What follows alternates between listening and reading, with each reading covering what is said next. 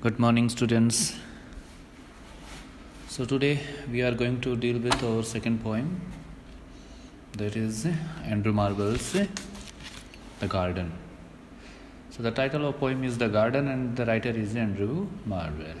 So first of all, we need to know something about Andrew Marvell. So Andrew Marvell was born in 1621 and died in 1678. As we have discussed metaphysical poets, so we have discussed that John Donne was the prominent and most important metaphysical writer. So along with John Donne, Andrew Marvell is also very great and very is one best among metaphysical poets. And during the Commonwealth, he was colleague of John Milton. So John Milton we will read in third year. Okay, so John Milton is not prescribed in our syllabus, but we must know something about John Milton. John Milton was a very great poet, and he wrote Paradise Lost, Paradise Regained, and he also wrote Samson Agonist. He also wrote Areopagitica. So the contemporary of Andrew Marvell was John Milton, and he was a very great poet.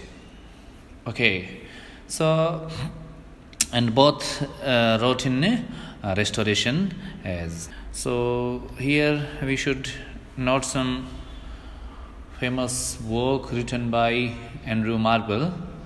So first of them is To His Coy Mistress, and another Upon Appleton House, The Garden, which we are going to deal in detail, and there is also an ode, that is an Horatian ode upon Commonwealth, an Horatian ode upon Cromwell's return from Ireland, and he also wrote the Bermudas.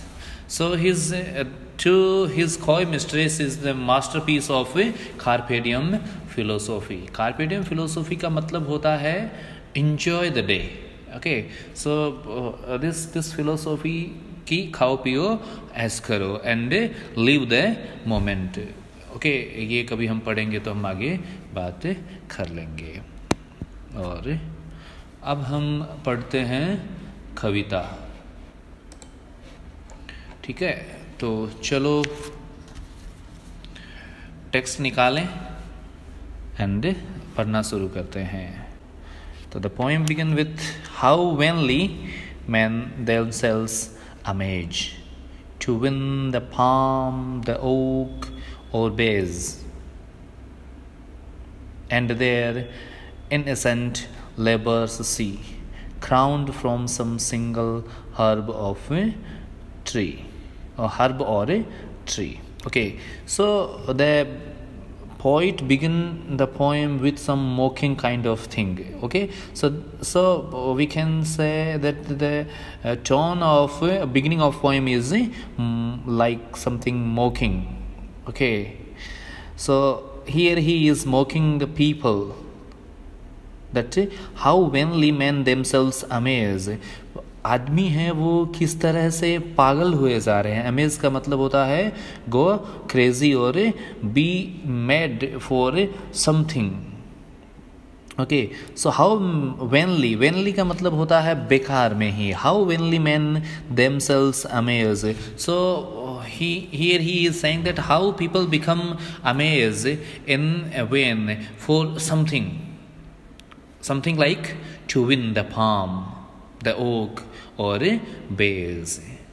So in classic tradition, the palm stand for the perfection in the military. Okay, and oak is also oak stands for politics. I can say the achievements in politics, and achievement in poetics and in literature be crowned with the bays. In classic tradition of England में क्या था कि जो लोग हमारे यहाँ जिस तरह से मालाएं पहनाई जाती हैं उसी तरह से पहले क्या होता था कि जब कोई आदमी मिलिट्री में परफेक्ट होता था या फिर मिलिट्री में कोई अच्छा काम करके आता था तो उसको पाम के एक क्राउन से पाम का जो पौधा होता है उसकी कुछ पत्तियां, फूल पत्तियां हैं, उनसे सजा हुआ कोई छोटा सा ताज पहनाया जाता था। उसी तरह से पॉलिटिक्स में कोई आदमी कोई बहुत बड़ा अचीवमेंट लाता है या फिर कोई बहुत बड़ा अचीव कर लेता है तो उसको ओक के पेड़ से बनी हुई कुछ पत्तियों से बनी हुई एक छोटे से ताज के साथ नवाजा जाता था। और बेज या फिर लोरेल के जो पौधा था उसके साथ नवाजा जाता था किसको? पोइटिक्स या फिर लिटरेचर में कोई बहुत बड़ा अचीवमेंट होता था तो उसके लिए इसको वो पहनाया जाता था। So here he is ridiculing the people who are dying to get such kind of crowns like military people, political people and some literary peoples.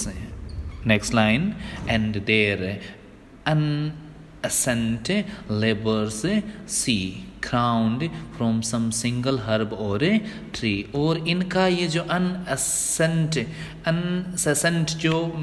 अनसेसेंट sorry मैं गलत पढ़ गया इसको। अनसेसेंट लेबर का मतलब होता है कंटिन्यूअस या फिर जो कभी नहीं थकने वाला लेबर है, वो उनको आखिर में लेके क्या आता है? बस इनमें से किसी एक पेड़ की क्या है? छोटा सा क्राउन या फिर पेड़ के किसी भाग से या फिर किसी फूल पत्ती वाले पौधे से क्या मिलता है? एक छोटा सा सिंहासन मिल जाता है। whose short and narrow versed shade, उसकी जो शेड्स होती हैं वो कितनी होती हैं? वर्स्ड होती हैं, लिमिटेड होती हैं। ठीक है, ये जो क्राउन होता है उसका दायरा कितना होता है? छोटा सा ही होता है। And does prudently their toil upbraid okay, ये कह रहा है कि and does prudently their toils upbraid, और उनके उस केयरफुल और सेंसिटिव जो वर्क्स होते हैं उनके ऊपर क्या है? इनका थोड़ा सा कुछ इनको प्रोडक्टिव मिल जाता है। जैसे कि क्या मिल गया? किसी अपने प्रोडक्टिव वर्क का क्या मिल गया है? इनको एक छोटा सा ताज मिल गया है। इसका मतलब ये कह रहा है कि आपको कोई अवार्ड मिल जाए किसी काम के क्षेत्र में या फिर किसी और फील्ड में आपको क्षेत्र मिल जाए तो हम लोग क्या हैं, क्या करते हैं? दौड़ते रहते हैं प्रकृति के लिए या फिर पेड़ पौधों से बने हुए किसी फूल माला के लिए या फिर किसी ताज के लिए दौड़ते फिरते रहते हैं। ये वाली बात ये क्यों कह रहा है? इसका मतलब अब आगे वाली दो लाइन्स हैं, इनमें निकल के आएगा। While all flowers and all trees do close to weave the garland of repose, लेकिन हमारी जो प्रकृति है या फिर ये जो कुदरत है वो हमें क्या करती है? हमें हमेशा बुलाती रहती है to come close so that the nature can give us the garlands of relaxation repose. इस दुनियादारी की भागदौड़ से दूर हम क्या कर सकते हैं? प्रकृति की गोद में जाके आराम कर सकते हैं। तो वो कहीं बेहतर होगा इन मिलिट्री, पॉलिटिक्स और लिटरेचर के क्षेत्र के फील्ड की बजाय हमें इतनी सी चीज़ों के लिए, मतलब तो प्रकृति की थोड़ी सी चीज़ पाने के लिए हमें इतना सारी मेहनत करनी पड़ती है। लेकिन प्रकृति हमें ये कभी नहीं कहती कि तुम इतनी मेहनत करो, वो हमेशा हमें क्या करती है? बुलाती रहती है और हमें अपने गार्लैंड से नवाजने के लिए हमेशा तैयार रहती है। तो ये सारी बातें यहाँ ये कह रहा है। ओके, सो हमने एक स्टेंजा पढ़ लिया है तो let's check the rhyme scheme. इसका राइम स्कीम क्या होगा? देखो, अमेज, बेज, पहला जो लाइन है that end with amaze and the second line ends with bays. Okay, तो हम इसको नाम दे देंगे, पहली लाइन और सेकेंड लाइन में क्या दे देंगे? A and A, C and tree. तो यहाँ क्या हो गया? बी। इसको हम क्या नया साउंड निकल के आया है हमारे सामने, मेज, अमेज एंड बेज। ठीक है, ये एक साउंड था, अमेज, बेज, दोनों के लिए हम क्या नाम देंगे? ए नाम दे देंगे। इसके साथ हम देखते हैं तीसरी लाइन का आखिर में देखते हैं सी एंड ट्री। तो ये ऊपर वाले से क्या है? अलग है। तो दोनों साउंड को, दोनों लाइनों के आगे हम क्या लिख देंगे? B B. इसके बारे में देखो, 5वीं लाइन देखते हैं, शेड अप ब्रेड। ठीक है, ये ऊपर वाले दोनों साउंड से क्या है? अलग है। तो इसको हम क्या नाम दे देंगे? सी सी। क्लोज, रिपोज, अमेज, क्लोज, ये अलग अलग आ रहा है तो हम इसको क्या कर सकते हैं? यहाँ डी टी नाम दे सकते हैं। Repose, bays, amaze. तो चलो कोई नहीं, ये नया साउंड लग रहा है तो इसको हम क्या कर रहे हैं? यहाँ डी नाम दे रहे हैं। तो हमारी राइम स्कीम हो गई है A A B B C C D D. Okay, चलो आगे वाली लाइन पे चलते हैं, आगे वाले स्टेंजा में चलते हैं। Fair quiet, have I found thee here. देखो दी जो है, दी का मतलब क्या होता है? You. Okay, so fair quite, आगे क्या है? कोमा लगाया हुआ है। Have I found thee here, इसका मतलब है fair quiet, have I found you here. ये कह रहा है, फेयर क्वाइट का मतलब यहाँ है कंप्लीट साइलेंस और पीस की बात कर रहा है, मानसिक संतुलन और शांति की बात कर रहा है यहाँ। तो ये कह रहा है कि fair quiet, have I found thee here, क्या मैं तुम्हें यहाँ पा सका? And innocence thy sister dear, and innocence thy sister dear.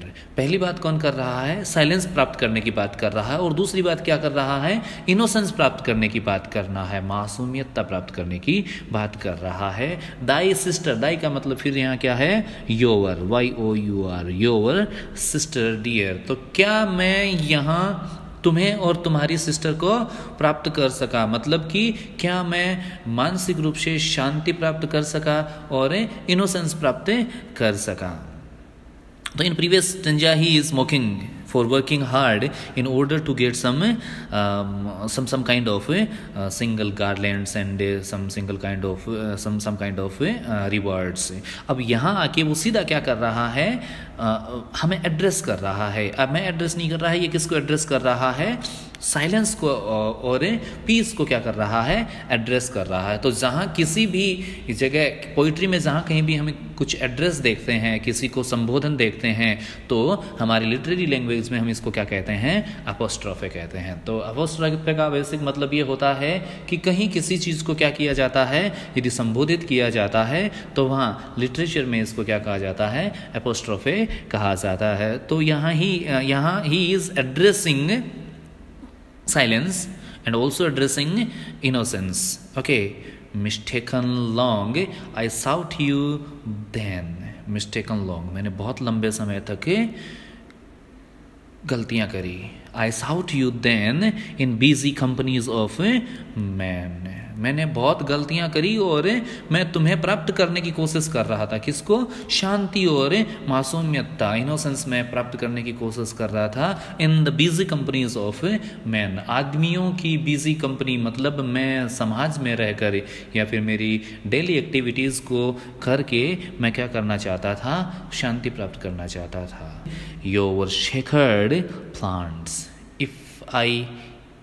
If here below, your sacred plants, किसको कह रहा है? पीस की बात कर रहा है। योर सेक्रेड प्लांट्स, तुम्हारे जो सेक्रेड पवित्र प्लांट्स हैं, पौधे हैं। If here below only among the plants will grow,